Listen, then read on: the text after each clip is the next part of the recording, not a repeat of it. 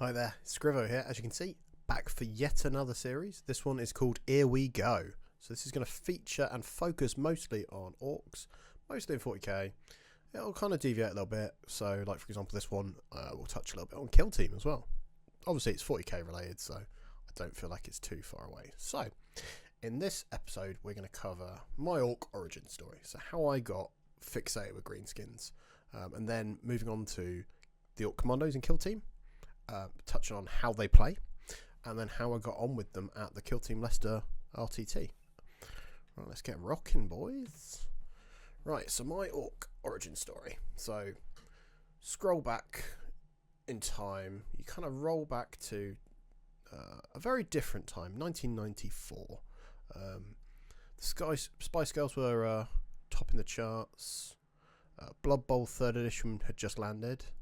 I looked at that in a Games Workshop and was a little bit kind of like, oh, this looks a bit fun. It's like American football, rugby, something with orcs and trolls, and it just seemed very cool. So I was like, right, I'm going to save up my pocket money. During the time that I then saved up that pocket money, I went to a Wargame show with my dad, who was a devout 40k Eldar player. Mostly a historical player, really, but he did play 40k, so there was kind of that kind of, ooh. Went to this show, I think it was at Reading, and it was very much like, okay, I've got the money to buy one thing from what I've been given as pocket money this week. I buy a 10mm Carthaginian elephant, not so exciting now I look back and kind of at it, or a box of orcs that cost £5. It had bowmen, it had sword orcs, it was very cool. Really kind of was like, I couldn't make my mind up. Spent a lot of time just sort of debating, and ended up going with the orcs. As a result, Dad had just not long bought 2nd edition 40k, so there was all the orcs and the Gretchen in there, so they were donated to me. Most of them are in pieces.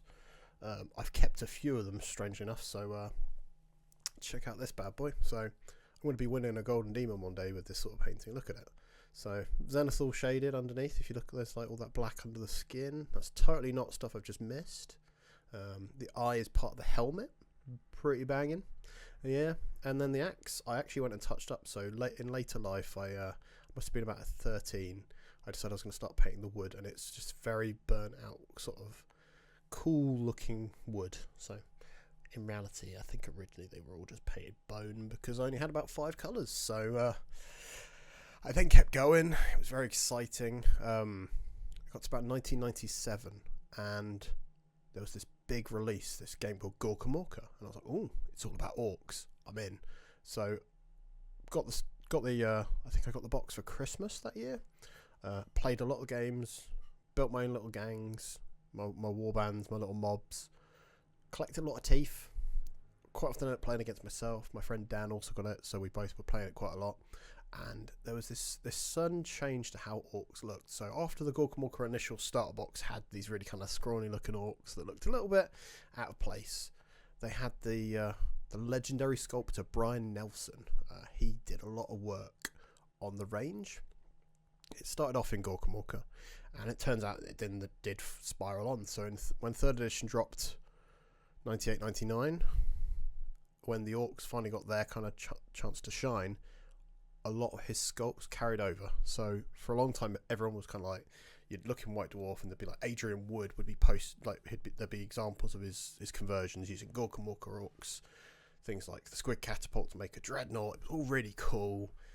And then I did that natural thing that I got to sort of my late teens, took a bit of a break. Probably shouldn't have. Probably should have just kept it playing games. It's more fun. And then got back in sort of the tail end of 7th. So in my late 20s, I was like, right, I need to get back into something that doesn't require me going to the pub and spending money. And then I picked something that required me not to go to the pub. I do go to the pub as a result of it, and I still spend stupid amounts of money. So, yeah, it's fine. It's fine. So as you can imagine, it's gone full circle. Despite not wanting to do Warhammer for a bit, came back. And in 7th, I picked up where I left off. I just grabbed my orcs. I'd been buying them on the side. Like, there was that thing like, I'd go to a Games Workshop and be like, well, maybe I'll buy some just to paint. Yeah, I'll get some. So I bought one of the Battle Forces I think it was at the end of 5th edition. So it was the new ork bikes, the same truck we get now. And I had that all. I started building it, sat on my painting desk. My painting desk for that duration had never moved. It stayed there because I had an office space in my dad's studio too that we could just basically sit and paint whenever we wanted to. It was still there. I then obviously got back into it properly and then pushed more and more orks onto the table to the point where I'm at like 15,000 points of orks now, and luckily the 10th edition book is perfect for me. I can play all these different styles of orks and I've got it all there. It's nice, it's very cool. But right, Kill Team orks. So when you look back at kind of my early kind of pedigree of orks, 2nd edition orks, there was some really kind of iconic sort of designs, like the Blood X Commandos, one of my favourites. I did buy some, paint them in that Blood Angels red camo that you could never see them on the battlefield. They were just so well hidden, and they just I still look back now and go, I love those models. They don't fit with my army, so they don't tend to keep using old figures. I do have them still. I've just never. It was that whole kind of look at them going, they don't really fit with the Brian Nelson style, and it was a shame. So when they announced they were doing a new version of Kill Team, I was like, cool. I liked a lot of Kill Team. I played Death Watch during the last iteration of Kill Team, which was good fun. It was just an excuse to paint something different and play something a bit different. It was good fun. And they announced this Octaris launch box. So it had Krieg, pretty cool. They're not still Legion, so I was a bit like meh. But Orc terrain. Finally terrain that wasn't Imperial Ruins and Commandos with a bomb squig. Different types of guns. A guy with 2 knives, 3 knives technically, he's got one in his mouth. It was just, I was so excited. So within the first week of it all, we had launched. I tried out a Greenskinz team from the compendium whilst I was building and painting the terrain and the commandos themselves, and it was alright. It was like playing the previous version of Kill Team where you just had bits of some of your orc collection, and it wasn't exciting, and I was just like, this just feels like playing a dumbed down version of 40k because they were just models with just a stat line. I then tried out the commandos, and having a sniper guy that could shoot from conceal, they could charge even though they were concealed, because in Kill Team you've got 2 modes of being activated. You're either concealed on or engage. Normally engage means you're visible and you're probably going to be able to shoot or charge. For orcs you can charge from conceal, which is sneaky, it's great, and makes for some very, very vicious fighting, and I'm very excited by it. So as you can imagine, as soon as the commandos were painted, I'm going to put a picture of them just below here now. It was exciting to just kind of not look back. So what can orcs do? So as I've just mentioned, they can charge from concealed, which I think is a real good strength for a kill team. So like you're skulking around, as long as you're kind of sticking to some cover, you're not going to get people not getting lines on you unless they're shooting from a vantage point, which ignores the fact you've got cover. All the operatives. So we term for characters in a warband / team of Kill Team, you refer to them as operatives. They each have 10 wounds, which is quite unusual. The knob has got 13.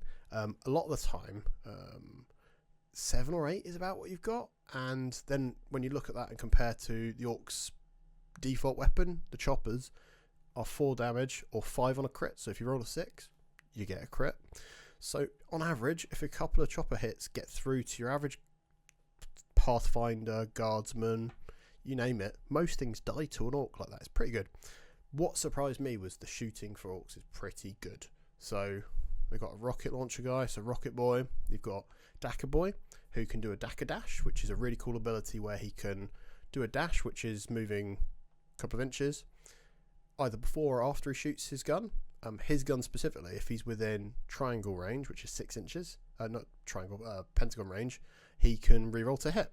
So quite often you'll be dashing forward to get in, or you're positioned close enough that you go in, shoot it, and then you dive back out of cover into cover, which is really cool. One of the ploys is really cool. It's called Just a Scratch. They have just nerfed it in the balanced data slate, but essentially you can spend a CP to just blank a damage that impacts on you. The damage has to not be a crit, which they toned down, which I get. It's sad, but I understand it. And then the other real big one is there's a forward deploy ploy where you can basically put one of your boys in a conceal order more than pentagon away from your opponent's drop zone. So you set someone up. So quite often I put Sniper Boy, and then I will fortify him, and I'll give him a barricade up on the place he's sat, and then he's there for the rest of the game, and it's really quite cool. Putting the sniper in a little nest is very fun, and I really enjoy it. I did it in most of my games on the weekend, so let's get on to it then. So, Kill Team Leicester, run by the lovely guys from Kill Team Leicester. Kev is a lovely gent I met at Savage Hammer at one of their GTs. They have been running big 40k events, relatively local to me. They at one point were doing Kill Team as well, which met some really nice guys. In fact, one of my opponents from this weekend I did actually meet there as well. So they had 3 types of boards. So this is what I think is quite interesting about Kill Team, is it's not just we're playing UKTC format boards, so we're on the same terrain, we know exactly what we're doing. This had 3 types. So open, so this is things like Octarius, so the Orc Ruins, the Sector Mechanicus stuff, which is referred to as Nakmund. And then there's things like Chownath, which is the old Imperial Ruins, which all of the terrain pieces count as heavy. So you get very different formats on those boards, and that's just 3 types. We then had Into the Dark, which is all the corridor fights on Space Hulk. Really cool. I wasn't always as much of a fan of this because the terrain itself is a bit of a pain to stick together, and the default maps are a little hit and miss, I'm not going to lie. So seeing some of the kind of ones that have come out since, it's got some play now, but I needed to be convinced, I think. So, and then finally Beta Decima, which is the new sort of oil rig kind of mechanical stuff, which had limited visibility apart from if you're up on the high pieces, and then you're seeing everything. I'd only played a couple of games of this, so I was kind of like, okay, I've played some ahead, but I'm still not too certain. Massive positive. There was spaced out tables. Every table had enough space either side of the actual game board that you could put all your junk. You could roll your dice in a dice tray. You weren't bumping shoulders with someone. And then there was space as well past that, so you could literally walk around your table if you wanted to, which was really cool. And then they had tea and coffee. They had a kitchen, so if you'd brought some lunch with you, you could heat it up. It's just nice. It felt like a club night rather than it being one of these tournaments where you're just kind of packed in, which I think was a very big positive. And I've already signed up for the next one. So, right, let's go on to each of the rounds then, guys. Right, so round 1, I went into Veteran Guardsman, which is the Krieg. Played it on Into the Dark, which is in the spaceship kind of Space Hulk thing. I played a guy from up in Nottingham, really funny chap. He very much, I think, in his mind thought the Orcs were always going to win overall, but it ended up being a very close game. He took 2 of his tac ops to be center guard, and then there's one that you have to basically hold the center point of the board, and Slasher Boy survived when he shouldn't have, and my bomb squig got in the way as well. So it became very much, I think I won that one by 1 point purely because of that, and it was very cheeky, and I got off to a really good start. So just literally I was very lucky. So I'm going to paint a few bits of blue stripes on some of my guys because they're obviously a bit more lucky than I anticipated. So then went for lunch, kind of was debating what I thought I was going to see next, because there was 24 players, there was 21 different factions, so it wasn't like I was just going to be constantly playing against the same team. So I was like, oh gosh, I don't really mind what I'm going to play, is what I was kind of saying to my mate Adam. I was like, I don't really mind, just maybe not one of the new teams that are a bit bonkers. For round 2, I got the Mandrakes, which are one of these new teams that was very much labelled to me as like they're a bit strong, they're a bit crazy. Luckily, we were playing on my home turf, so we're playing on Warzone Octarius, which is the box that my guys came in. I've played a lot of games on it. My opponent was an absolute gem. So the team itself is quite complicated, in as much as that it can teleport, and then anyone that's near where the teleport portal has been generated can then bounce through as well.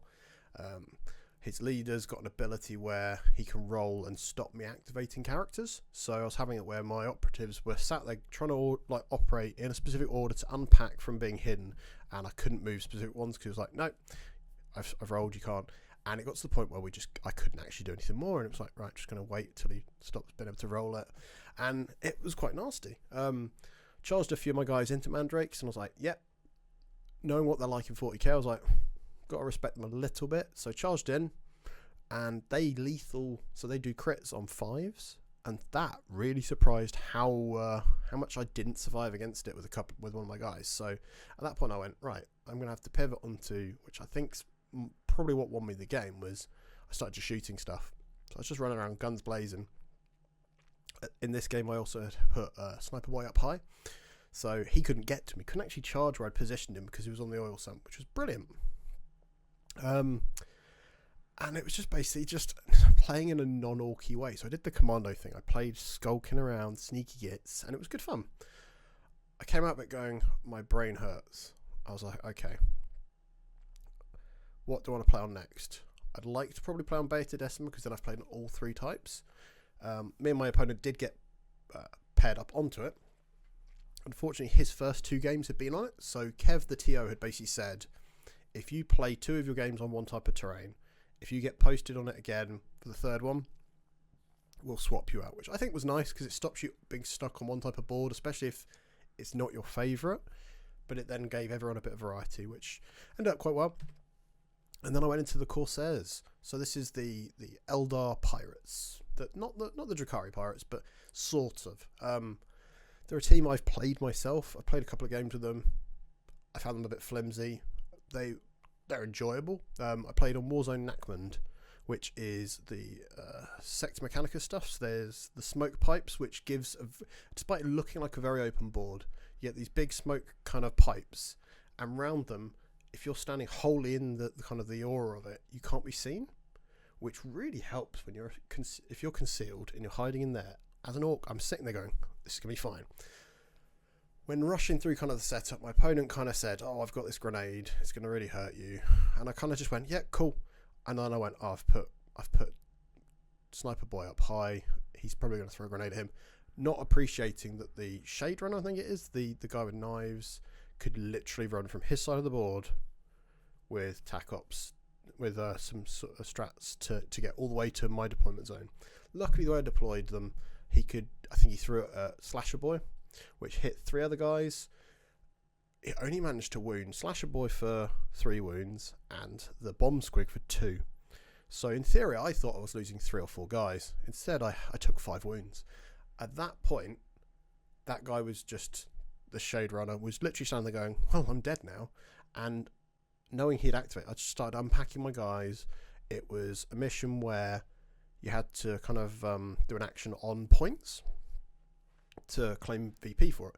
So I started trying to play cleverly as well. So instead of just going and killing him, I was trying to make sure that I utilised scoring as best I could, because I'd taken my tac ops were going to be eliminate guards, which is killing someone on an objective on the centre line or in their half of the board, and the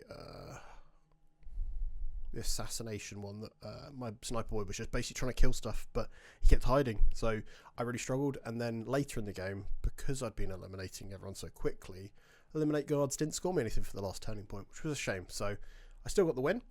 So I was on 3-0, and I was just like, oh my goodness, I don't really know what to expect really from this, because I was like, okay, I scored okay. It was like I scored 18, then I scored 20, and then I scored 19, I think it was. So it was all healthy scores. At 24, it wasn't bad. It was still my secondaries I was struggling to score. So I was just like, cool, maybe I'm in the top 6. This is fine. Then waited, kind of everyone cleared up the tables, because everyone was it was very community driven. Everyone was like, right, let's clear up our table once we're done. It was really sweet because everyone was just chatting, catching up how their previous opponents had done. Kev had done a really clever thing where he'd set up Google Sheets, so and Google Forms. So basically, to do best painted and best sports on your phone, you just fill that out little form, and your reward for filling out your best sports is you got a bag of chocolate, which was really cool. Like, let's bribe people. And he wouldn't tell us the end results until everyone had put their scores in. So it showed how important to the team, as much as it is to me, about sportsmanship, and the painting awards as well. Like, the best award that they gave out was actually for best sports, which should be really. So kind of sitting there going, right, let's get ready for this, guys. 3rd place, it was a guy that had scored similar sort of points to me, and I was like, cool, that's probably me at 4th then. Cool, not a problem. Did well, really proud. And then second place. My name's called out. I'm like, oh goodness, it was me. So I then won a box of Felgor Ravagers, which is one of the new, pretty busted-ish feeling kill teams. And I was like, oh cool, I wonder what beat me. And it was a guy playing Felgor Ravagers, and he beat me by 7 points. So despite me not being like as well up on playing my kill team recently, I still did alright. Felt quite proud. It's the first time I've gone to an event and been undefeated for kill team or 40k. Like, it was pretty banging. I've done a lot of 2-1s at RTTs, so it was nice to finally break the kind of the curse almost. I think the last RTT that the one that I got second place at previously, the only reason I got second was because I lost to the guy that won first round, but that was my first time playing against Votan. So what's next, guys? So what I'm going to do for the next episode, which is probably going to be in a couple of weeks, is I'm going to do a bit of list theory tech, where I just sit and chat through how I'm approaching building a Cult of Speed list. So for me, when I got back into the hobby, I had lots of truck boys, like I did end of 3rd edition. I was taking truck boys, well, the equivalent of it. I was putting guys in trucks, battle wagons, just making the most of it. I've got an event coming up at the end of the month where I should be playing orks. So I'm going to do kind of a hobby update for you as well, because I've got some new stuff I need to build and paint, because who knew? There's never enough orks, or the right configuration of orks. So, and then probably as a follow-up episode, I'm going to try to do one about orc lore in general, because I really find it quite exciting when you actually look at where orcs were when the game first launched to where they are now. So this whole thing about rigid kind of the lore is sacred is very much tosh when it comes to orcs, because if you look at anything pre-1997, it's not the orcs that you know now. And I think it'll be quite an interesting discussion to have about, because when you start looking at some of the things like the rogue trader orcs, there's some very weird stuff there. So yeah, so thank you guys, and if you enjoyed the show, obviously hit like just below. If you don't subscribe to the channel, 6++ here, we do a lot of 40k content, mixture of different things, and if you really enjoyed it, you can become a YouTube member where you get videos early, and of course it means you get to see our secret Discord. It's like being part of the big boss's like gang of some sort, so it's pretty cool. We've got a little orc community building up there. Obviously the orc codex has really sparked it to life, and there's a lot of big mechs tinkering with their tin cans in there. It's going to be quite cool, and until next time, wow.